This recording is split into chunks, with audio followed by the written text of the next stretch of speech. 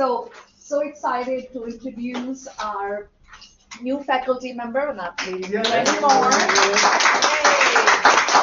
Todd Nicklewicz, who is in sixth semester, recently received tenure recommendation, and we're so excited to hear about his tenure project and all of his accomplishments. This is a new, relatively new part that we started with really the idea of celebrating their tenure, hearing about all their hard work that they've put in their tenure projects. So again, we're so excited, and I'm going to turn it over to Todd. Hello, I know most of you. For the ones that don't know me, my name's Todd Nicklewicz. Little background history of me. I am a alumni of Triton College. I graduated from the program that I teach. Cool. So very interesting, sitting on literally the opposite side of the desk in the exact same classroom. 25 years later, but that's okay. So my background, I got my associates in automotive technology for applied science, and I worked at a GM dealership for 26 years.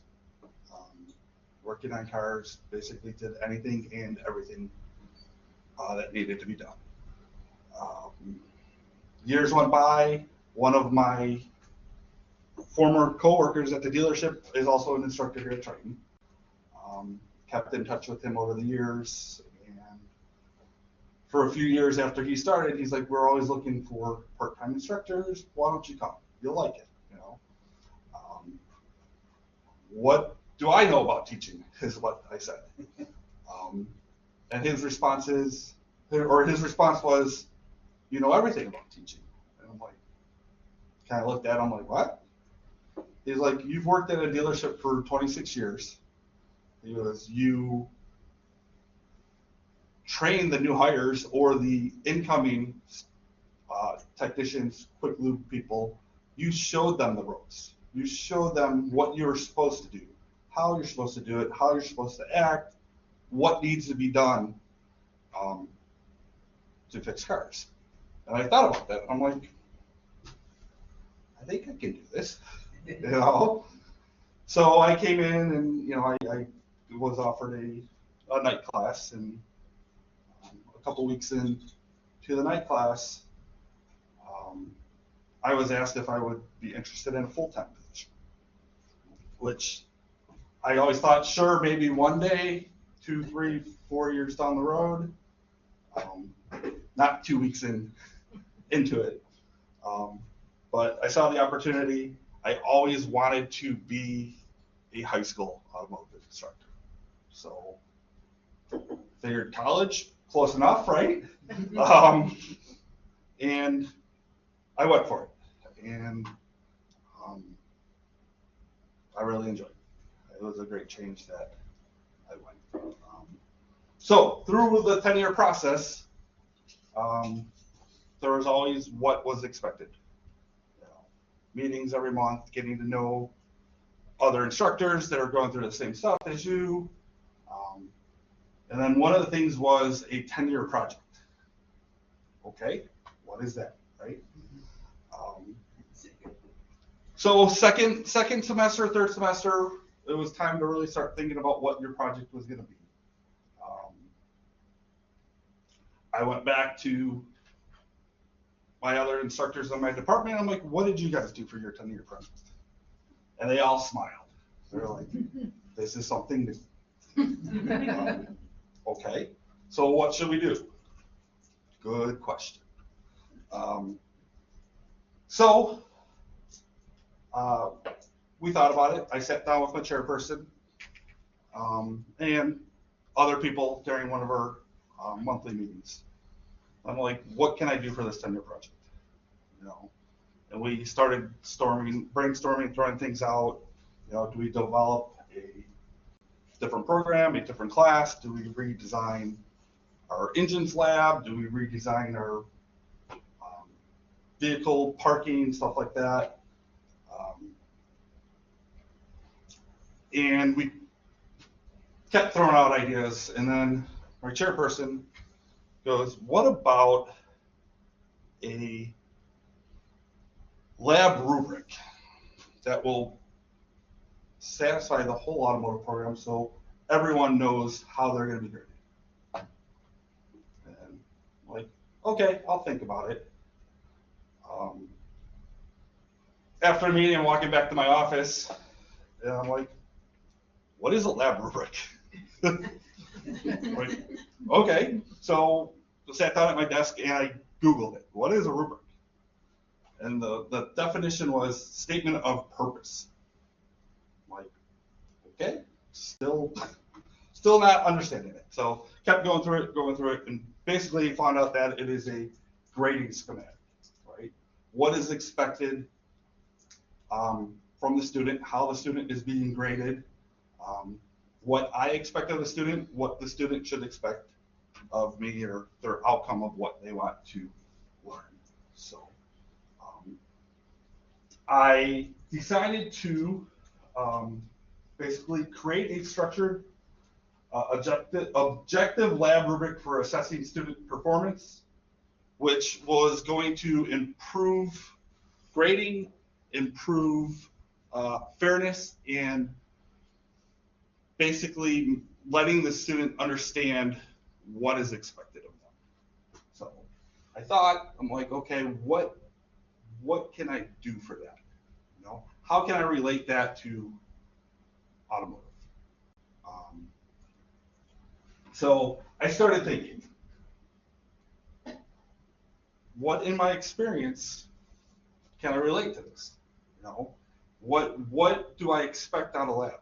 Okay, we have students that are here to learn about cars, and we have students that are here to fix cars or learn how to fix cars. And there's definitely a difference between that. I find that most students that want to learn about cars have no interest in fixing cars. And I also find that students that want to fix cars really don't want to learn about them. Kind of weird, you know. The students that want to learn about cars do great at homework, they do great at quizzes. The students that want to fix cars do not do great at homework or quizzes, or their scores are a little bit lower. On the opposite side, the ones that want to fix cars, they thrive in the lab. They are the first ones jumping in. They are the ones asking the questions. How do I do this? How do I do that? While the ones that kind of want to learn about cars just kind of sit back sometimes with their hands in their pockets. So how do I come up with something standardized? Well, I did come up with something, right? I came up with what I thought it should be. And then I passed it around to a few of my colleagues, thinking that I got this, right? Handed them a copy of it. Can you read this, look it over, tell me what you think? I got them all back. It looked like a little child took their marker and just scribbled all over it because they had so many corrections to it. And I looked at it, I'm like, okay, that makes sense, that makes sense, that makes sense. But our goal is to let the students know what is expected, regardless of if it is my class, if it is another person's class. Everybody knows once we get into lab, this is what you're supposed to do, this is how you're supposed to do it, this is how you're supposed to participate, all that stuff. So there is a rubric at the end that I will show you that kind of came up with, have been using it in multiple classes. Some of the other instructors have been using it, and we are finding that we are having similar results between our different programs. So some of the challenges. Students, they don't know what to expect from me, because what they should expect from me might be different from another instructor. So we tried to come up with this universal rubric that is general enough, but not specific enough to have it written as this is the way it has to be. So the instructor should have some interpretation to what it's supposed to be, but still work off this base rubric. Because students, they don't, from one instructor to another, we all teach different. We all expect something different. Our experiences are a little bit different. Myself working in the field, this is how it needs to be done because this is how the real world works. Okay. Other instructors who don't work in the field or haven't worked in the field in many years, things have changed. They have the principle, they show them how to do everything, but not necessarily, in my opinion, real world application. So we're trying to make it standardized enough that every student should be able to follow the path. So my components of the rubric, what I grade on,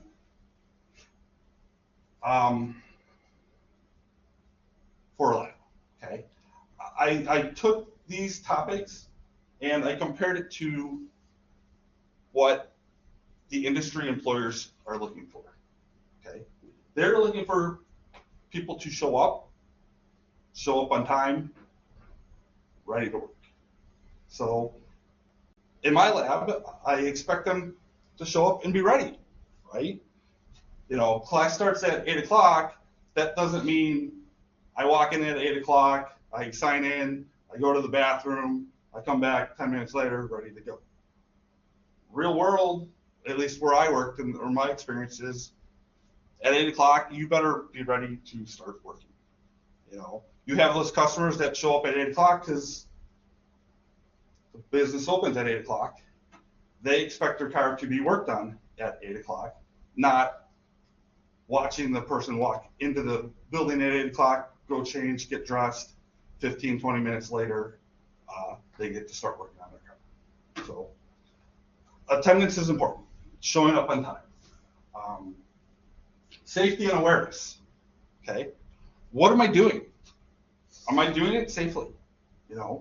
You have a 5, 6, 7,000 pound car that if you do something wrong or you lift the vehicle wrong or you're not paying attention, you can run somebody over, the car can fall, stuff of that. So making them understand that safety is very, very important. Participation, right? We're in lab, we are here to learn, okay? I know everybody learns a little bit different. People learn by doing, watching, or reading. And each student will be completely different. So in my lab, I walk around and I ask students, what are you doing? Okay. The one that is actually doing the work, I ask, well, what are you doing? Can you explain it to me? A lot of times they can, and a lot of times the person sitting back with their hands in the pockets, they might be able to explain it. They might go, I don't know. So participating, being part of it, and being prepared, right? Do I have what I'm supposed to have? Do I have safety glasses, or did I forget them today? Do I have a uniform on, or did I come in with my sweatpants on? Do I have safety shoes on, or did I come in with Crocs? Okay. They do make steel-toed Crocs, just so you know. They do. Somebody did. I'm assuming a joke, but they are out there. No, exactly. But at the end, is the student understanding what they're doing, or are they just doing it? Are they just pulling that part off and putting it back on, or do they understand what that part does? Okay. I will sit there and I will ask questions, and they'll look at me and either be confused or they'll ask me a question. I don't like answering questions for students. I like asking them a question about the question they asked me. Okay? And sometimes they get upset. And my response to them is, what are you going to do when you're trying to fix a car and I'm not here to help you? How are you going to figure it out? I'm trying to give you the steps to make it happen. So they laugh when they come and ask me questions because they usually walk up to me smiling because they know that I'm just going to ask them a different question. But that question I asked them makes them think about what they just asked.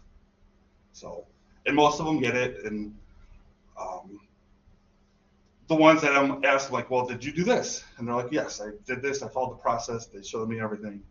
Then I'm like, okay, let's do this. But if they haven't got to that point, well, we need to go back to step one. So, and then the other big thing is cleanup, right? I'm sure everyone has brought their car to get repaired somewhere. And do you want it coming back with fingerprints? Do you want it coming back with grease on the floor mat? Handprints on the hood? No, right? So teaching them to respect other people's properties, because let's face it, cars are not cheap. So what I have done with these 3 classes, I have piloted them, or I teach a cohort class, which have been the same students all together for basically the last 5 semesters. I've had them for 3 of the 5. I have had a general program class that they've been there for 4 or 5 semesters, all had different teachers basically the whole entire time. And I, for the first time, have taught a first semester student class. My results with my rubric have been completely different for each one of those classes. The students that are in the cohort, they all work at dealerships. Okay, they all work on cars every single day. They all look back at my components, and they all realize that I need to show up to work on time. That transfers to school. When class starts, they're already in the classroom waiting. They have all their safety stuff. They come with their uniforms on. They come with their safety glasses on. I very rarely have to remind them about any of that. It is a small group. There is 7 of them in this class right now. They are very close. They all like to shine. They all like to tell each other, I know how to do that, which is great because they're all participating. They're all ready. In this class, I find that my labs go a lot quicker. They get done a lot faster. Now, is that because it's a small group and they work, well, it's a small group and they're trying to outshine each other? Is it because they work on cars together, or they work on cars every single day and they know what to do, how to act, how I'm supposed to take care of things? It could be. But we do get done a lot quicker. My general program class, all of them are been here 4 or 5 semesters. They've all had different instructors. They struggle with a lot of these components. Most of them show up the minute class starts, 2, 3, 4, 5 minutes afterwards. Oh, I forgot my safety glasses. I have my sandals on today. Like, you know that you've been here for 5 semesters.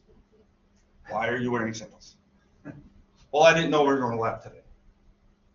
We go to lab every day. What is So there's that. what is different? The ones that I've had for a couple of semesters, they are the ones that get it a little bit more because they know what I expect. They're there, they get their homework done, they have their safety glasses on. Sometimes you have to remind them a little bit, but they're there. The ones that do work in the field, which is not many, my one class I have 12 students in, and 2 of them work in the field. Those 2 always have their homework done. They're always there on time. They're always asking, what are we doing today? Those are the ones that want to learn. But those are the ones that are working in the field, So, like I said, there's students that want to learn about cars, and then there's students that want to fix cars. So, and they're really good about cleaning up too. 15 minutes before my class ends is usually I shout out, hey, it's cleanup time. Most of them are already walking to grab the mops and get ready to put the cars back outside. I always ask, the students put the cars back outside, I always ask when they hand me the keys back, are the windows rolled up and are the doors locked? And the answer is always yes. When I go out there to check, there is times that the windows are down or the doors are unlocked. Which my cohort class, they are always up and always locked. Now going to my incoming freshmen, their first semester here. I'm finding that they are following what is expected because they haven't had other instructors.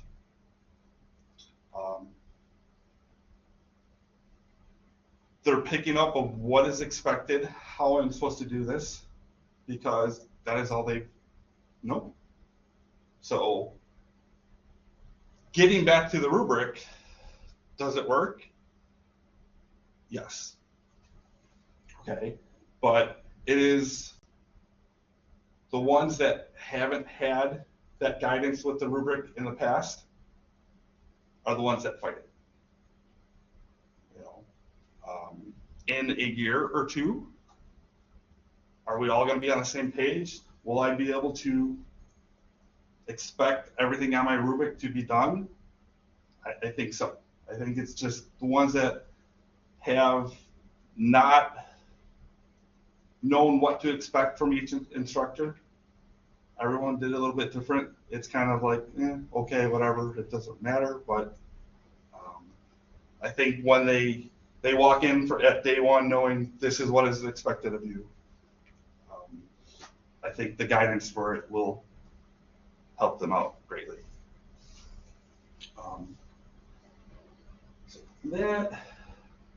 So like I said, we talked about it, and with the other instructors, the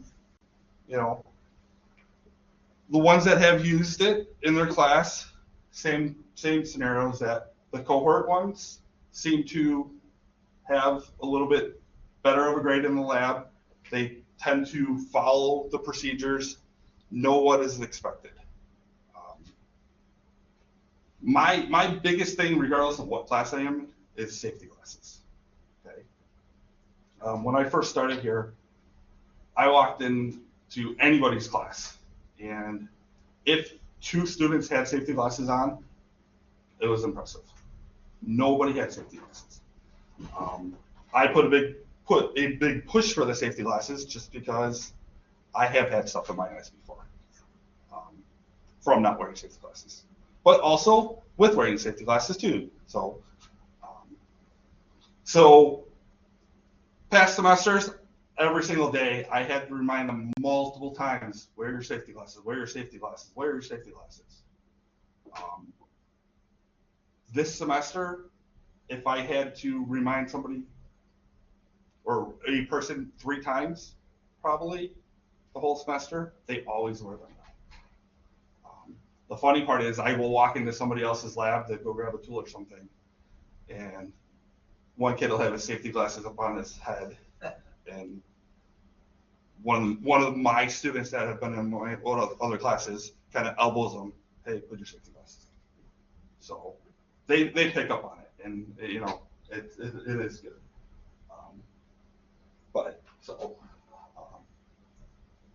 Where are we at? All right, so we talked about results, and like I said, the cohorts seem to do really, really well with it. The freshmen seem to be headed down that correct path. Like I said, the ones that have been here for 4 or 5 semesters get a little feedback or push from them, but I keep reminding them. So changes and solutions. Obviously, this rubric has to change as our students change, right? I've had the rubric for 3 semesters now, and I think I've changed it 6 times. And it's going to constantly change. It is never going to be the same. I'm going to try to keep the same core, but we will have to make some adjustments to it. So, but it is really hard to get, you know, we have 6 full-time faculty and we have a bunch of adjuncts. Trying to get everybody on the same page is a little difficult. If I can get 1 per semester to change, or at least 1 class, and they realize that, okay, why are the grades in this class a little bit higher? It is now because the students know what is expected of them.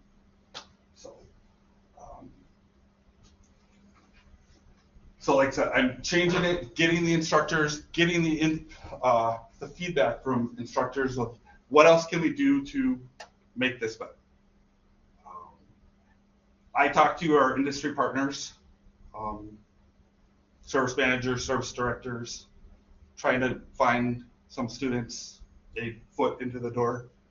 And a lot of times the first thing they ask is, are they going to show up?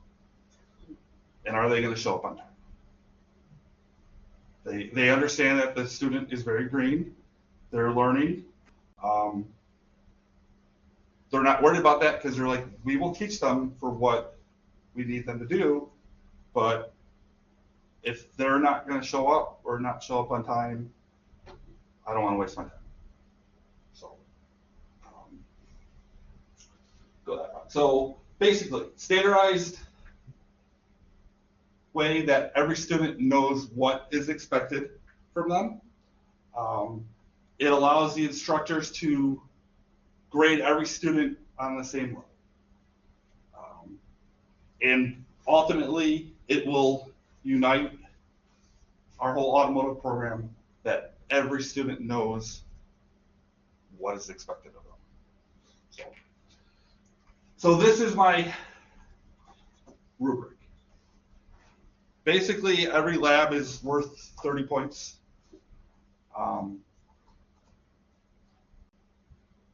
As I have to remind them of certain things, or they need a little bit of help, their points do drop a little bit. Thankfully, very rarely I have to give out a 0 to anybody for any part of the sections. The biggest reason that somebody will get a 0 is one of the safety things, and that is because they are constantly on their cell phone. I remind them that your cell phone is a distraction to you, and you are standing under a 5,000 or 6,000 pound car. Something could happen. But other than that, like I said, I have adjusted it many of times, and this is my latest version of it. Does anybody have any questions? Comment. Okay. I really like that you put dangerous as the 0 Okay. because it's not just, hey, you didn't do it. It's, hey, this is actually, like, you need to see the word danger. Mhm. Like, I really like that. Yeah, me too. It relates to the real world and not a concept of points. Correct, or correct. Some sort of grade-oriented thing. It's like reality at that point. But I think overall, the whole basis that you're grading students on is what we do when we go to work. Are you Mhm. on time? Are you prepared to do your job? Are you being safe? You know, are you doing what you need to do properly? And at the end of the day, locking your computer, making sure that, you know, nothing was left out and available with student Sure. information. Hey, perfectly fine. I love that. Yeah, because like I said, it's, you know, the last thing you want is a customer to come pick up their $80,000 car. You hand the customer the keys to it, they walk out to the parking lot, and the doors are unlocked or the windows down in it. Or we got 2 inches of rain last night, and now their car's a pool. You know, and it's teaching responsibility in my eyes, teaching them what does it take to be successful in this field, right? You don't show up on time, employers, they're not going to want you. You're not safe. You know, they have to remind you. You get an injury, you're constantly going to immediate care for some injury. They get upset with that. They expect everybody to do their job, do it well, do it right, take pride in what they do, because let's face it, that student, if they do end up working in this field, they're taking care of somebody's car that they paid a lot of money for, that what they do could possibly injure the owner of that car if something does go bad. So I really base this off of what the industry wants as an employee. I really like that. Yes. So also a comment. This morning I was late because my battery died. Okay. And so I had to go to 3 places in order to get a battery put in. Mm-hmm. There was this young man, so kind. He was like, oh, okay, I'll do it. He's at an AutoZone. Oh, we brought you. Shout outs to them. And so I asked him, I said, hey, what school did you go to? He's like, oh, I just graduated from high school. I said, you should consider Triton because they have an awesome automotive program. And I said, I'm going to give you my card. And I said, you'll probably never step foot in the library. But I did bring my students on day 1 to the library, the freshmen. But I told him, and I said, please consider it because, and he was like one of those students, I was like, have you heard of Lincoln Tech? He was like, yes. I was like, don't go there. I'm gonna try to instead.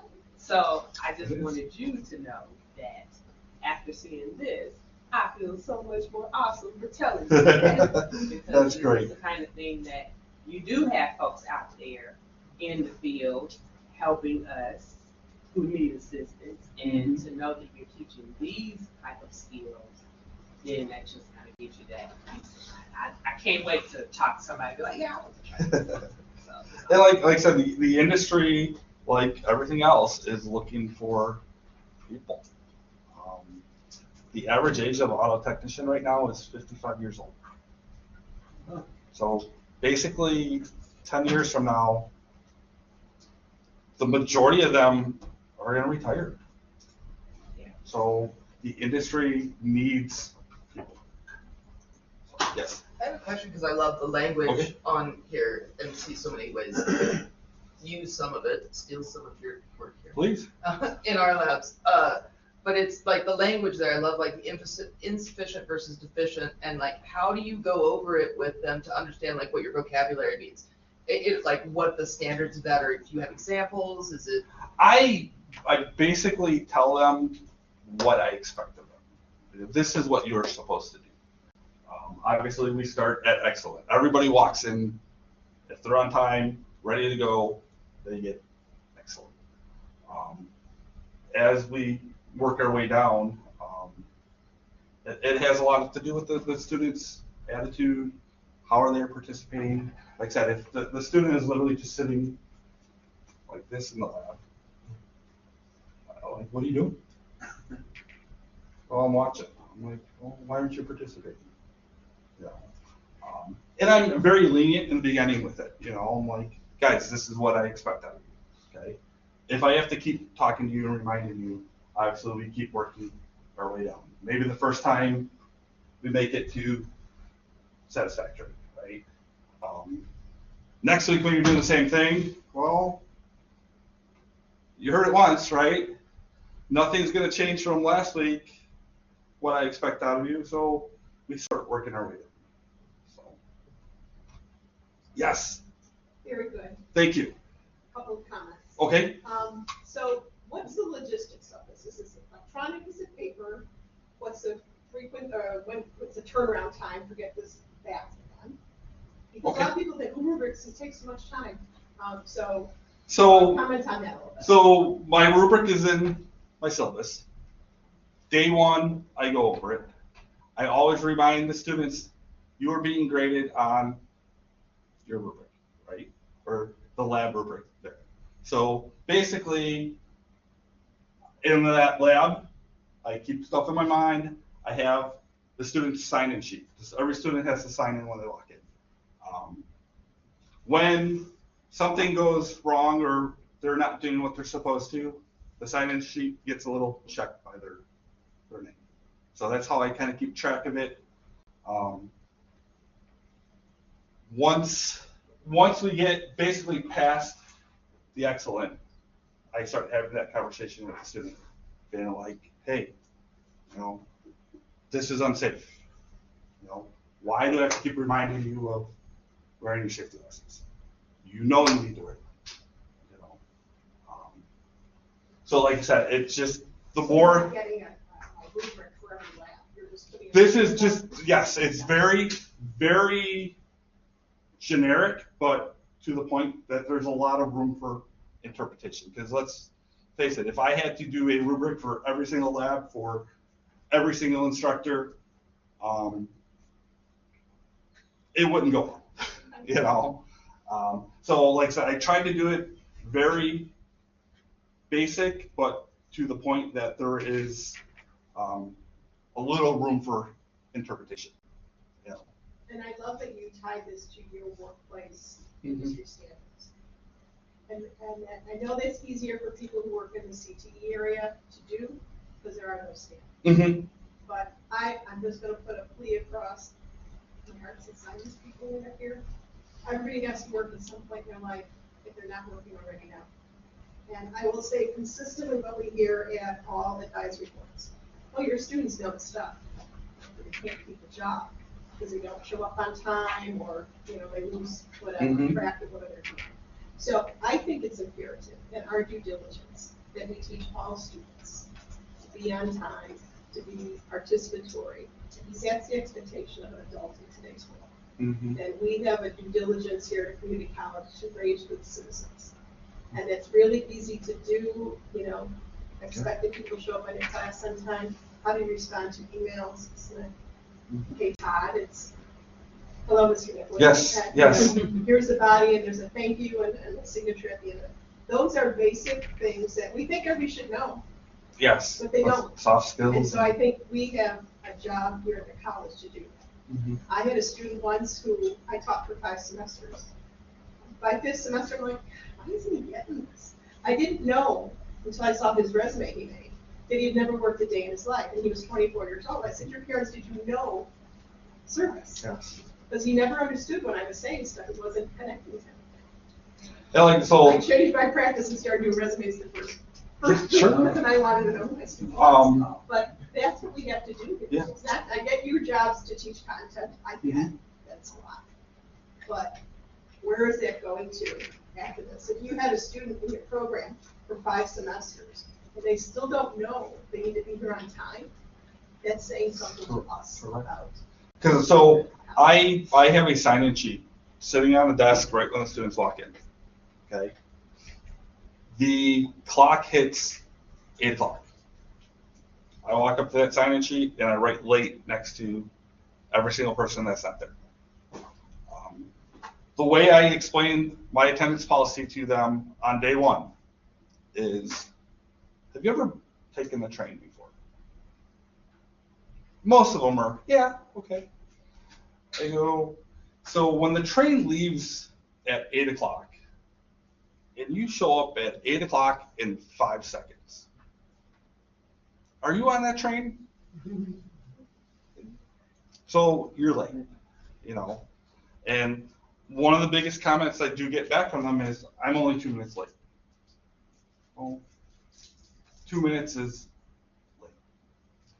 You know, I've reached out with Lena every time that, you know, with our attendance policy when the students, our automotive attendance policy basically is 2 tardies is considered an absence. After 2 absences, the third one, basically, you get dropped or you get that heart-to-heart conversation with myself and our chairperson. You know, like, what's going on here? You know, but like I said, we always get the, well, I got caught by the train. You know that train goes by every single day at that time. We need to make some adjustments, right? Going back to my cohort, like I said, they're there every single day. They're, you know, 10, 15 minutes before class, they're all in the room, ready to go, laughing, having a good time. That general program that have fourth, fifth semester students in, every day, 4 or 5 of them walking in late, had the conversation. Basically, a letter got sent out with myself, my chair, our retention specialist name on it, saying, you show up late one more time, there's going to be issues. And the ones that get it, the next day you walk in there, 10 minutes before class, they're already in their seat. So it is real work, right? So, Great job. thank you. I only expected this to take 10 minutes. Thank you so much, Doctor. All good, all good. Make sure you sign this.